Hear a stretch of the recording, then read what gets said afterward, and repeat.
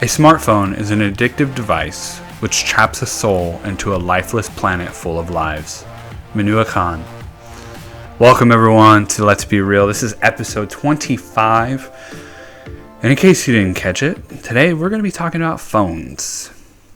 Gratitude time. I am grateful that we have such a device like the smartphone, when used correctly, can offer wondrous possibilities. Now, you may think, wow, he put such a deep, morose quote of how bad a smartphone can be addictive, but then he's grateful for a smartphone. Well, phones, in my opinion, are a double-edged sword, and I like to look at things that can be destructive, but also can be productive.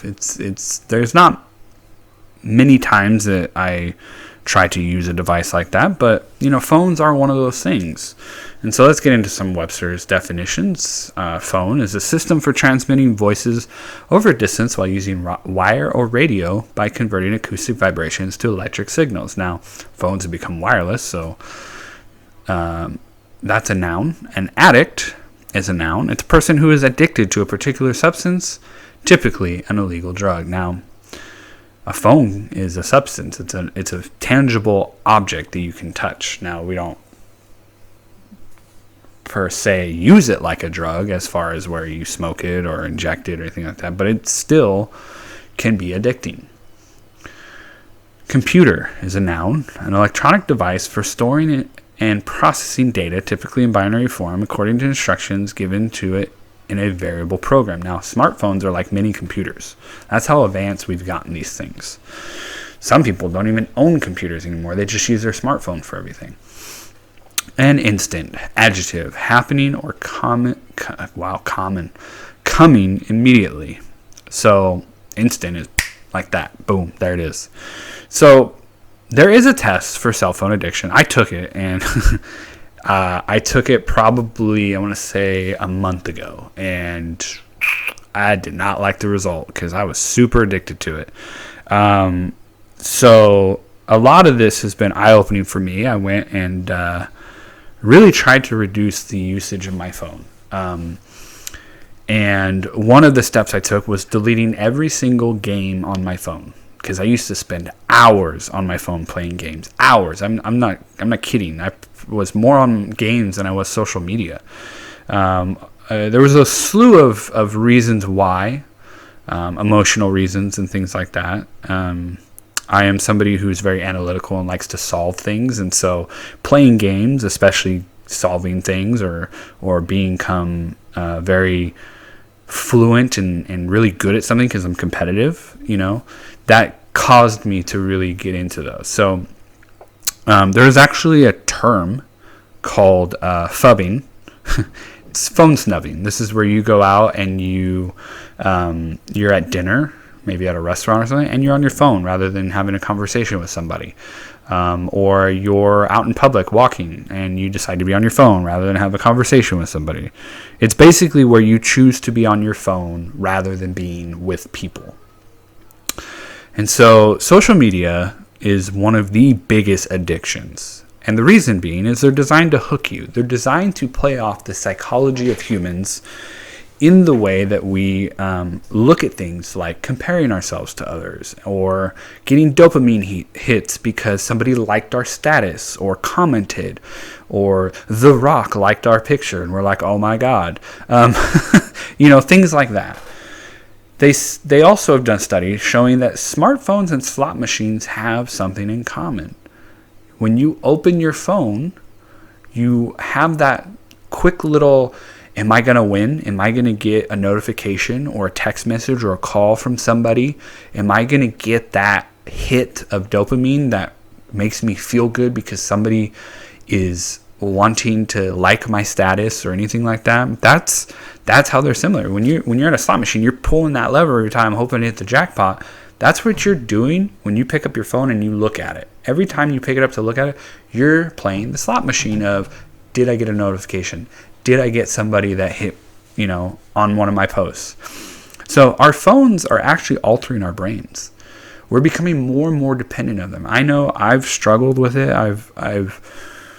I remember a time as being a kid and not having a phone to where now, like, things are totally different. The way we think, the way we look at the world is different because of phones. It's crazy to think about. And one of the things that you may or may not be realizing is the apps on your phone are selling the most valuable thing we have, our information.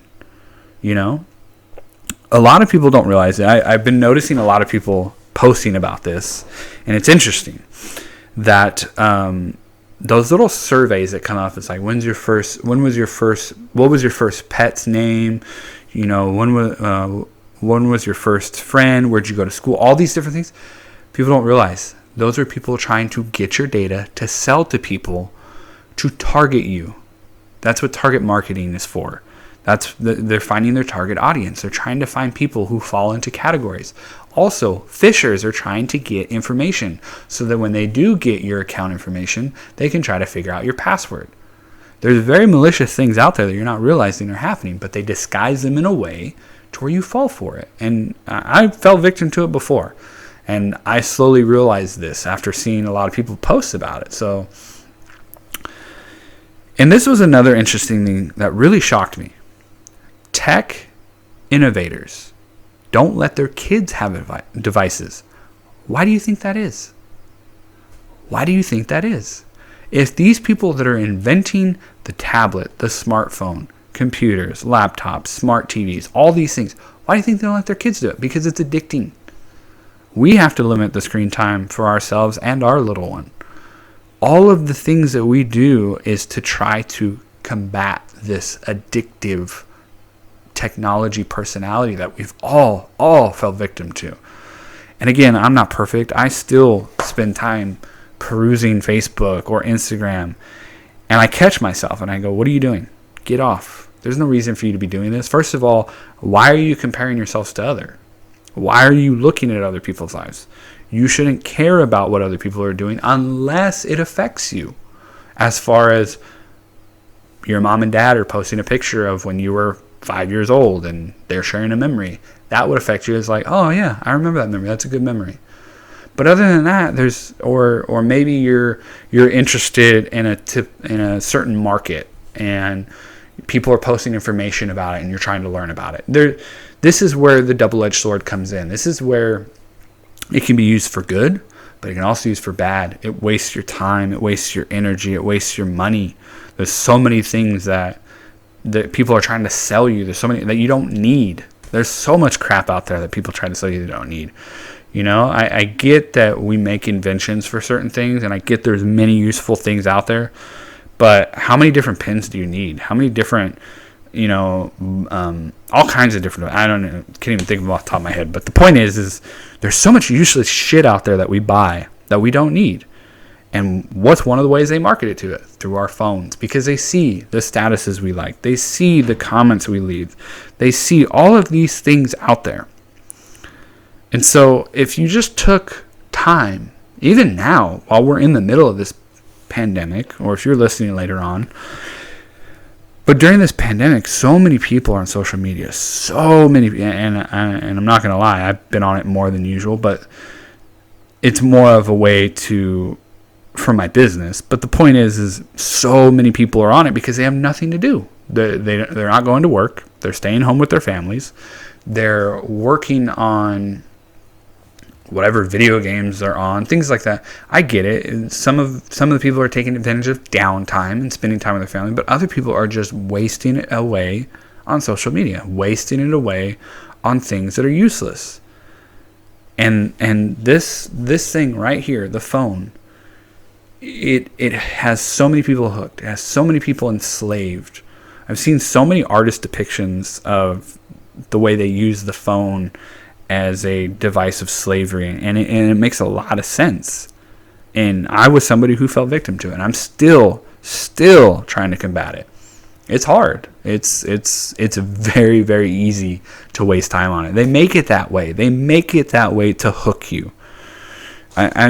You'd be foolish not to think that these people spend thousands, if not millions of dollars on research, on psychology. They do studies to learn the way people's tendencies are, to learn the way people think, so that they can sell you this crap, so that they can hook you on a device, they can hook you on an app. Because if they've got you there, who knows what else they can get you with. Not only that, if they can preoccupy you with this, think of all the things they can get away with because you're not paying attention. So anyways, before I continue rambling down the rabbit hole, let's bring it back. Phones can be used for good, but they can also hurt you. And you have to make that distinction. You have to sit there and understand, what am I doing with my time? So let's go into Q&A reflection time, like I always like to do. I like to give you guys some food for thought. I like to give you some questions to kind of help you think and maybe really analyze what we were talking about here. So how much time do you spend on your phone? Like really keep track. Really write. There's even, it's funny, there's apps out there that will help you track the time you spend on your phone. And so look at it and go, wow, maybe you're spending 10 hours a week on your phone. What could you do with 10 hours if you're spending that much time? You could read a book. You could ride a bike. You could learn a new skill. There's so many things you can do with 10 hours. Then, the things you do on your phone, are they worth the time that you're spending? Maybe you're using it for business, and that's okay. Maybe out of those 10 hours, 6 of it's business. What could you do with the other 4? And if you eliminated all the useless time you spend on your phone, what could you use it for? I know one trick is to go in and hide notifications on your social media. If you need social media, just hide the notifications. Don't sit there and wait for that dopamine hit. Also, another thing is go in and cleanse your phone. Kind of like how people do with their wallets. They go and they take all the crap out of their wallet they don't need. Do that with your phone. Go in there and uninstall. There's so many apps that get installed on your phone when you buy them that you don't even need. Just go in and uninstall as many apps as possible. That would help you. So that's what I got for you guys today. I hope you guys got something out of it. I hope you guys enjoyed it. I hope this opens your eyes to, some of the things that are going on in the world, But most importantly, I hope you have a wonderful day, and God bless.